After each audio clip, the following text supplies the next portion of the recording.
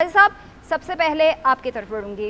आपको क्या लगता है जो आने वाला बजट है, जिसकी मंजूरी तो दे दी गई है, लेकिन अब कुछ ही देर में बजट सामने भी आ जाएगा, आवाम के लिए कोई रिलीफ होगा या आवाम रोती ही रहेगी? देखिए, एक तो इसमें ना आपके पास कोई मैनूवरेबिलिटी की गुंजाइश नहीं। बड़े बड़े 4-5 हेड्स हैं, पहले तो वो हैं और उस पर हम हिल नहीं सकते। आपकी डेट सर्विसिंग का 1 ट्रिलियन उधर चला जाएगा, 2.6 ट्रिलियन जो है हमारा वो उधर है, क्या कहते हैं, और हत्ता कि एक नया हेड भी है आप तो भाई, और वो सबसे मुकद्दस है। 2 ट्रिलियन जो है वो आपने जो लोड शेडिंग होनी है, और जो ये लोड शेडिंग कह लें या उसे कैपेसिटी पेमेंट कह लें या जो बिजली नहीं बननी, उसके लिए भी आपने रखना है। और तो इसमें अवाम जो है वो, जब ये देखें ना, पिछले 1990 से लेके ऑनवर्ड अवाम वैसे ही पॉइंट ऑफ रेफरेंस रहे नहीं, ना ही वो पॉलिटिकल पार्टीज़ में के मंशूरों में कोई उनका ताल्लुक़ है। पॉलिटिकल डिसेंट को वैसे हम जो है वो कुचलने का तरीका हमें आ गया है। तो इसलिए आवाम की तो बात ना करें। बात यह है कि रूलिंग क्लास अपनी सर्वाइवल कैसे करेगी, IMF की कंडीशनलिटीज़, IMF की पेमेंट कैसे करनी है, उसके बाद हमारी इशराफिया को एक साल में डॉक्टर हफीज़ पाशा साहब के मुताबिक कोई 20-22-23 बिलियन डॉलर की आपने सब्सिडीज़ देनी है।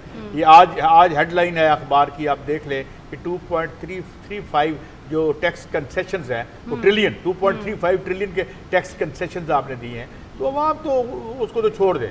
और वैसे भी मेरे ख्याल में यूँ ही मुँह का जायका तब्दील करने के लिए हम अवाम का नाम भी ले लेते हैं। They figure nowhere whether these are political parties और द गवर्नमेंट। तो ये नहीं है। अब मसला ये है कि अब लड़ाई ये चल रही है कि पैसे सेंटर में, जिसे सेंटर कहता है भाई मेरे पास तो कख नहीं रहा, और ये सूबों की जो खुद मुख्तारी थी वो ज़रा कराची की सड़कों का हाल देख लें, कराची का इंफ्रास्ट्रक्चर देख लें जो आपने सुबह ही एम्पावरमेंट की थी। तो आवाम के लिए पैसा उधर चला जाए या इधर चला जाए, वो ऊपर केक जो है आपस में बट जाएगा, आलमी मालियाती इदारों में, मकामी इशराफिया में, और मतलब जो हमेशा होता है वही होगा। तो इसलिए अवाम शवाम वाली बात कोई नहीं है। तो भारत बजट आप यूं ही समझें। एक और मैं आखिरी बात करता हूँ, फिर आप मेहमानों की तरफ बढ़ें।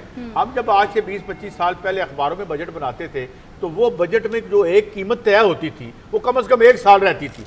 अब कौन सा बजट भाई, सुबह बिजली की कीमत और है, शाम को और है, पेट्रोल की कीमत को कल और है, आज और है। तो ये एक इंतहाई इकोनॉमिक वोलेटिलिटी का दौर है, एक रस्म है। और इसमें देखिए बहरहाल ये प्रोजेक्शंस होंगी, हालात वैसे ही रहेंगे। पॉवर्टी लाइन से इस दफ़ा आप जानते हैं कि 47% लोग जो इंटरनेशनल है उसके मुताबिक नीचे हैं, इंटरनेशनल पॉवर्टी लाइन, और मकामी में 29%। तो आई थिंक इसमें ऐड होगा। और आखिरी बात, माफ़ी चाहता हूँ, 21,000 लोग रोज़ाना पॉवर्टी लाइन से नीचे गिरते हैं।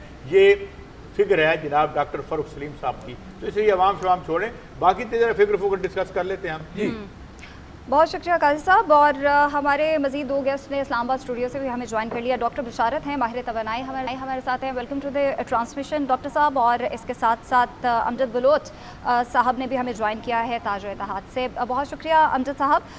मंसूर साहब, आपकी जानिब बढ़ूँगी। अगर मईशत के बारे में जो बात की जा रही है कि 337 अरब डॉलर से बढ़कर 452 अरब डॉलर हो गई है, तो आम पाकिस्तानी की ज़िंदगी पर इसका क्या असर पड़ेगा? बेशक काजी साहब ने कहा है कि आवाम जो है वो हमेशा पीछे रह जाती है, लेकिन चूँकि आवाम का ही सबसे ज़्यादा फोकस होता है कि बजट उनके लिए क्या रिलीफ लेकर आया, तो आपको क्या लगता है क्या क्या असर पड़ेगा?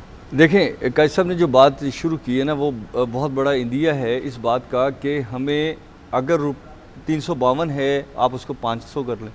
वफाकी काबीना ने मंजूरी दी थी और अब पीपल्स पार्टी जो इत्तेहादी जमात है उसने ही बाइकआउट कर दिया। लेकिन मंसूर साहब पहले आप जी देखें, मेरा भी ये एक तज्जिया है कि क्या कैबिनेट में पीपल्स पार्टी मौजूद थी जब ये बजट मंजूरी, ये सवाल का सब से हम कर देते हैं।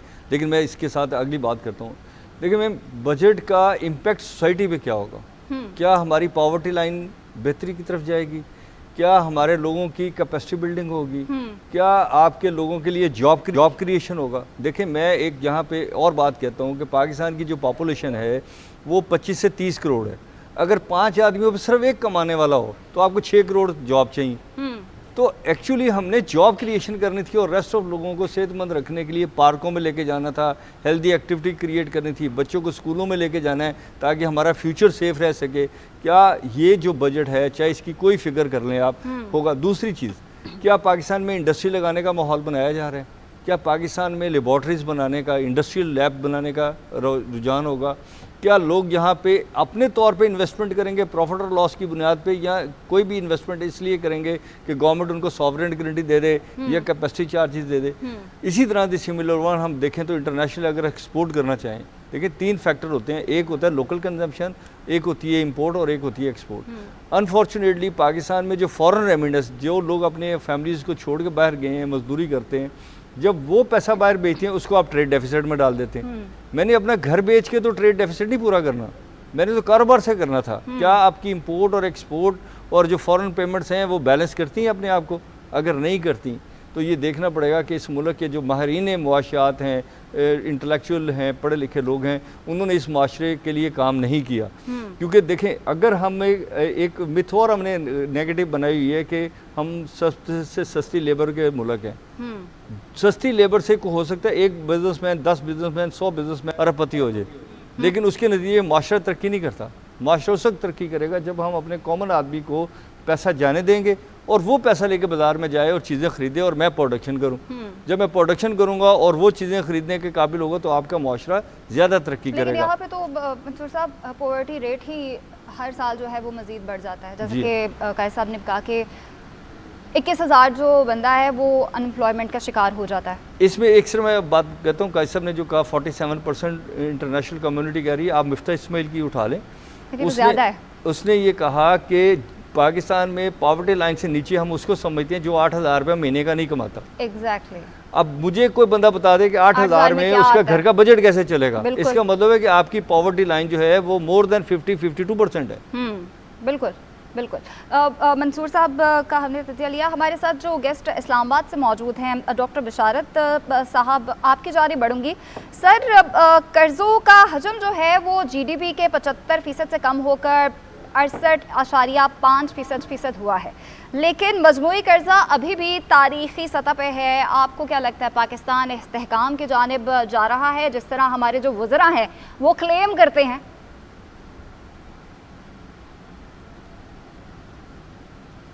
देखिए, इस्तेहकाम की जानिब तो उस वक्त जाएगा जब आपके मुल्क में बिजली और गैस के टैरिफ्स जो हैं वो रीजनल कंट्रीज़ के बराबर होंगे या उनसे कम होंगे। इस वक्त सूरत हाल ये है कि आपके मुल्क में बिजली जो है वो 4 गुना महंगी है, 400% महंगी है इंडिया से, बांग्लादेश से, नेपाल से, श्रीलंका से। तो आपकी इंडस्ट्री कम्पीट नहीं कर सकती, इंडस्ट्री बंद हो रही है, लाखों लोग बेरोजगार हो चुके हैं और हो रहे हैं। तो कोई भी इस्तेहकाम उस वक्त तक नहीं आ सकता जब तक कि आप गैस बिजली की प्राइसेस कम ना करें। इसके अलावा पेट्रोल, डीजल, इनका इतना बड़ा बिल होता है हर साल कि जो है उसमें आपका एक बहुत बड़ा ज़र मुबादला जो है वो खर्च हो जाता है। तो आपको चाहिए कि फौरी तौर पे ऑल्टरनेटिव और रिन्यूएबल एनर्जी की तरफ जाएं, ऑल्टरनेटिव फ्यूल्स की तरफ जाएं। बायोडीज़ल बहुत आसानी से पाकिस्तान में बनाया जा सकता है। हमने खुद टेक्नोलॉजीज़ ये बनवा कर ऑल्टरनेटिव एनर्जी डेवलपमेंट बोर्ड के ज़रिए PSO को दी और दूसरे इदारों को दी, तो डेवलप करें बायोडीज़ल पाकिस्तान में। इसके अलावा एथेनॉल पाकिस्तान में बहुत बड़ी मकदार में पैदा होता है जो कि बाय प्रोडक्ट है शुगर इंडस्ट्री का। एथेनॉल जो है वो 20% ईजीली मिक्स किया जा सकता है पेट्रोल के साथ, तो 20% आपका पेट्रोल बिल बच सकता है। इसके अलावा गैस जो है, गैस आपके मुल्क में एक डिप्लीटिंग सोर्स है। आपने बजाय इसके कि LNG की तरफ जाते जो बहुत महंगा रिसोर्स है, और फिर जब जैसे जंग हुई है अभी तो फोर्स मेजोर का इस्तेमाल करते हुए क्लॉज कतर ने आपको सप्लाई बंद कर दी LNG की, जिससे कि आपका बहुत बड़ा नुकसान हो रहा है।